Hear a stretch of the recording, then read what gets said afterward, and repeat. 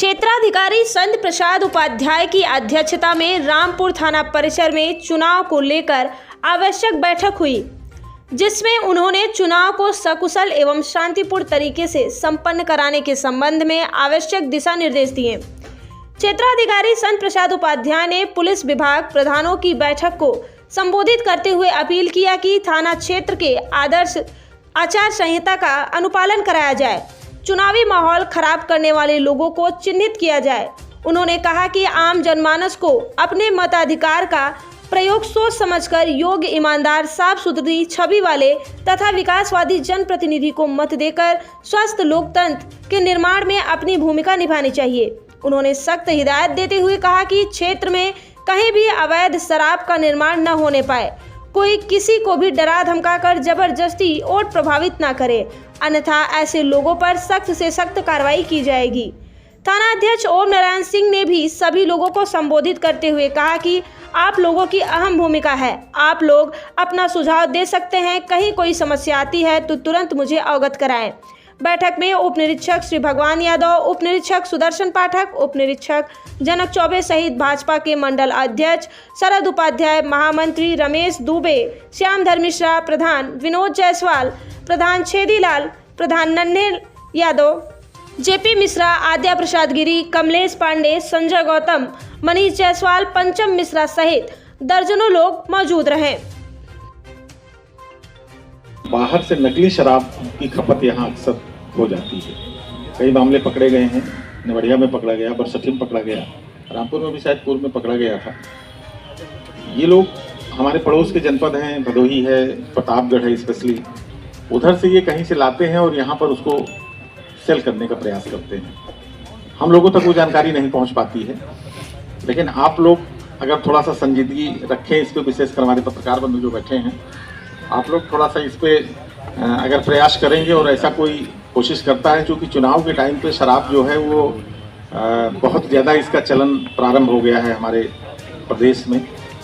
शराब प्रधानी के चुनाव में तो वो मतलब बहुत ही मस्त हो गई है, उसके बिना तो वो गाड़ी ही नहीं आगे बढ़ पाती है। लेकिन विधानसभा और लोकसभा में भी इसका प्रभाव काफ़ी रहता है, तो इससे थोड़ा बचने की ज़रूरत है। अभी थोड़े दिन पहले रायबरेली में आप लोगों ने अखबार में देखा होगा, सोशल मीडिया में खबर देखी होगी, न्यूज़ देखा होगा, एक गांव में ठेके की शराब से शराब पिए लोग और उसमें 12 तत्काल उसी दिन मर गए।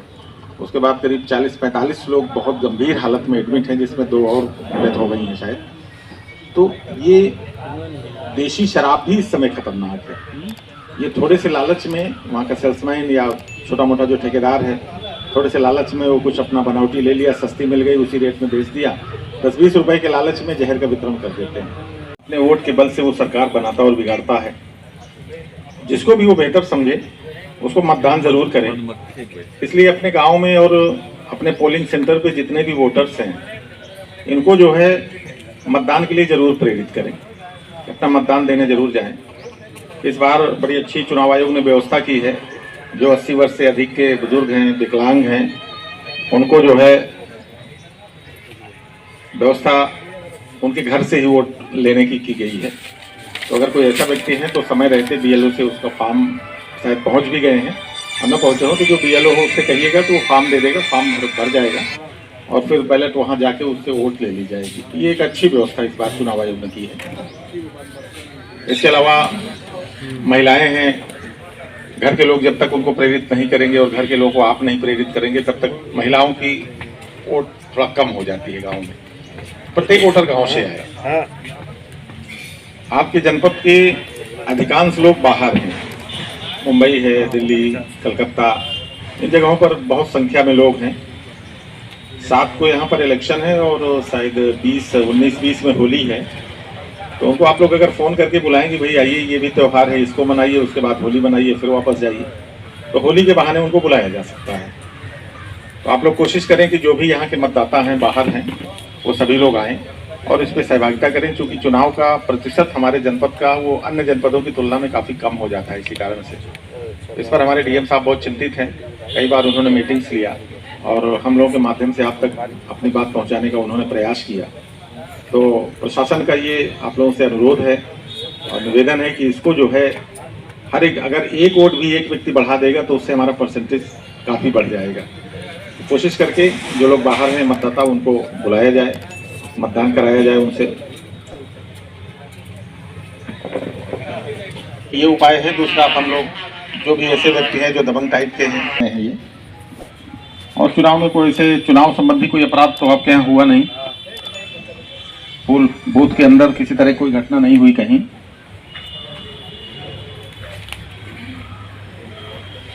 अगला बिंदु है मतदान केंद्र की भौगोलिक स्थिति, आवागमन, संसाधन की जानकारी। यद्यपि सभी मतदान केंद्रों का भ्रमण कर लिया गया है प्रशासन द्वारा, हमारे जो सेक्टर मजिस्ट्रेट नियुक्त है वो भी देख लिए हैं, लेखपालों ने देखा, हमारे कर्मचारियों ने देखा, हम लोगों ने भी देखा। लेकिन आप लोगों का गांव है, ज़्यादा अच्छी जानकारी आप लोगों को है। अगर किसी मतदान केंद्र पे कोई अव्यवस्था है तो उसको समय से आप सूचित कर दें, तो उसकी व्यवस्था पूरी कर ली जाए। जैसे वहाँ तक पहुँचने का मार्ग ठीक है कि नहीं, कहीं ऐसा तो नहीं कि बीच में कोई गड्ढा वगैरह हो जिससे वाहन न पहुँच पाए, और कोई दिक्कत है। कभी कभी मतदान केंद्र गांव के अंदर से रास्ता होता है, गांव के लास्ट में होता है, जिसमें गांव के अंदर से घुस के जाना पड़ता है। और गांव में अगर आरसीसी वगैरह बनी हुई है तो उसमें लोग अपना खूंटा वूटा गाड़ के जानवर बांध देते हैं।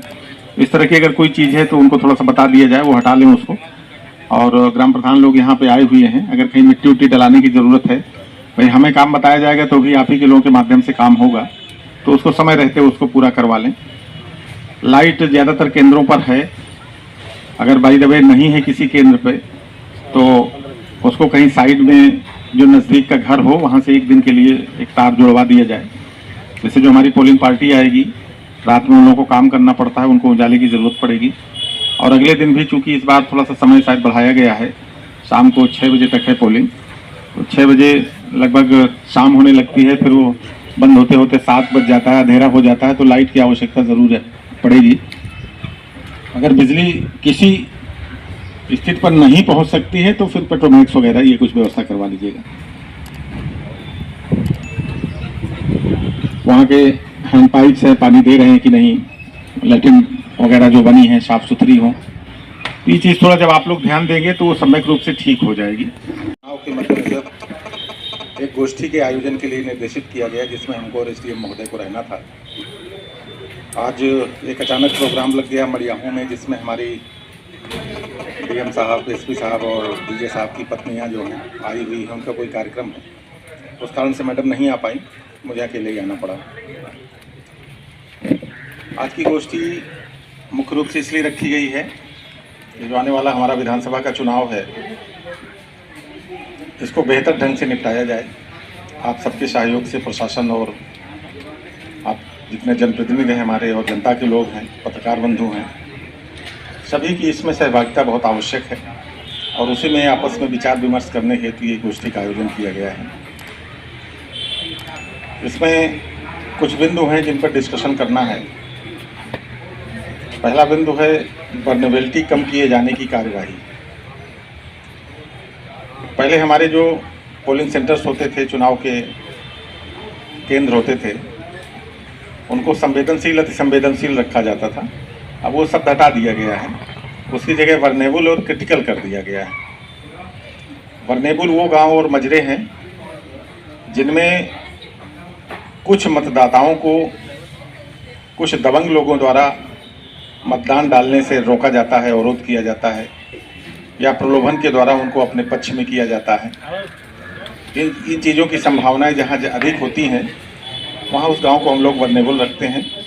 और वर्नेबल में फिर अलग से व्यवस्थाएं होती हैं, माइक्रो ऑब्जर्वर लगता है, वहाँ आपके कैमरास लगते हैं, फोर्स भी थोड़ा अधिक होता है, और उस पर निगाह होती है प्रेक्षक की भी, जिले के वरिष्ठ अधिकारियों की। यद्यपि ऐसी कोई समस्या इस जनपद में नहीं है, वर्नेबल जैसी चीज़ यहाँ पर कहीं नहीं दिख रही थी, लेकिन चूंकि नाम देना था इसलिए हमने ऐसे गांवों को चिन्हित किया है जहां पूर्व में कुछ घटनाएं घटित हुई हैं, कोई चुनाव संबंधी अपराध या गांव में कोई बड़े अपराध हुए हैं, तो उनको हम लोगों ने वर्नेबल की सूची में रखा है।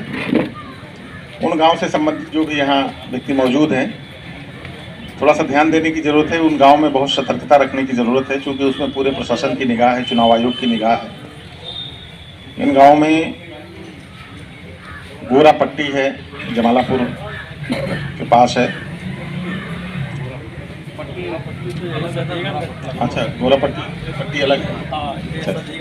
अच्छा अच्छा अच्छा, गोरा पट्टी है। गोरा पट्टी में पूर्व में एक गांव में पनवेल्टी में रखा गया है।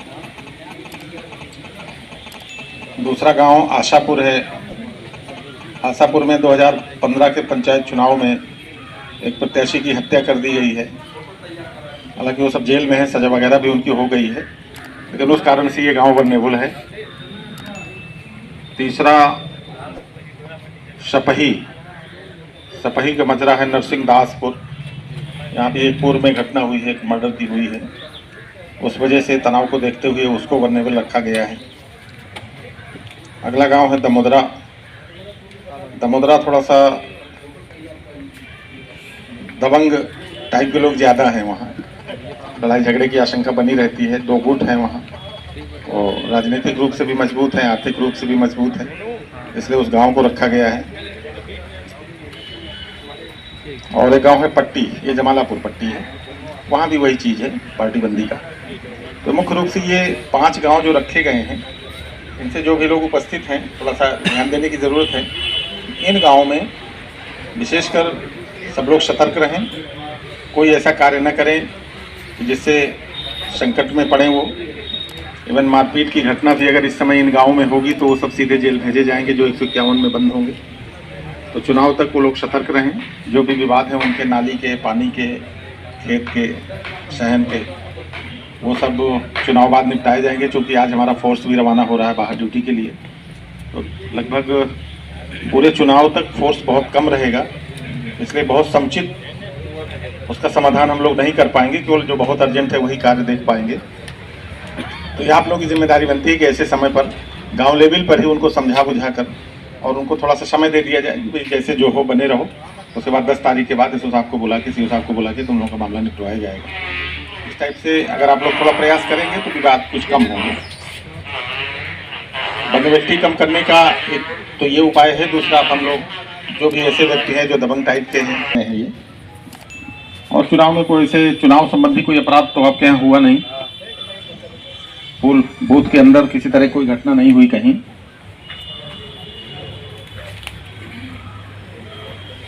अगला बिंदु है मतदान केंद्र की भौगोलिक स्थिति, आवागमन, संसाधन की जानकारी। यद्यपि सभी मतदान केंद्रों का भ्रमण कर लिया गया है प्रशासन द्वारा। हमारे जो सेक्टर मजिस्ट्रेट नियुक्त थे वो भी देख लिए हैं, लेखपालों ने देखा, हमारे कर्मचारियों ने देखा, हम लोगों ने भी देखा।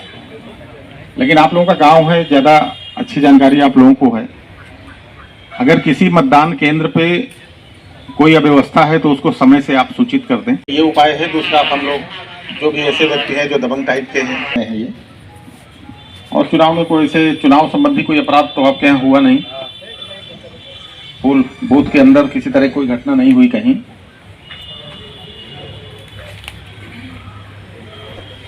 अगला बिंदु है मतदान केंद्र की भौगोलिक स्थिति, आवागमन, संसाधन की जानकारी।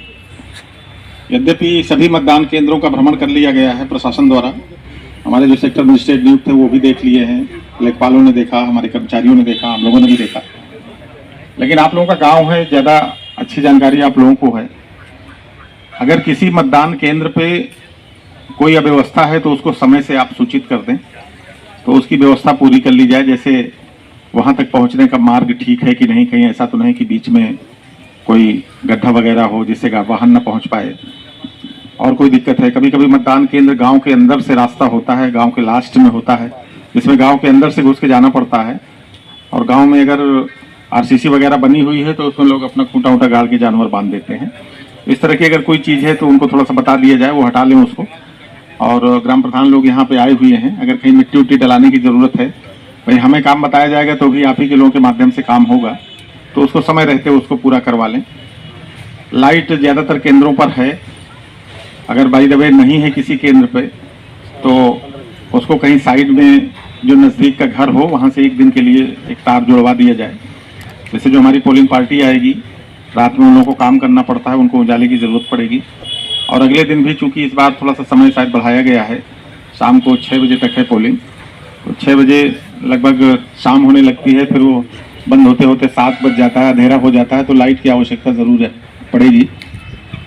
अगर बिजली किसी स्थिति पर नहीं पहुंच सकती है तो फिर पेट्रोमैक्स वगैरह ये कुछ व्यवस्था करवा लीजिएगा। वहाँ के हैंड पाइप्स हैं, पानी दे रहे हैं कि नहीं, लैट्रिन वगैरह जो बनी है साफ सुथरी हो। ये चीज़ थोड़ा जब आप लोग ध्यान देंगे तो वो सम्यक रूप से ठीक हो जाएगी।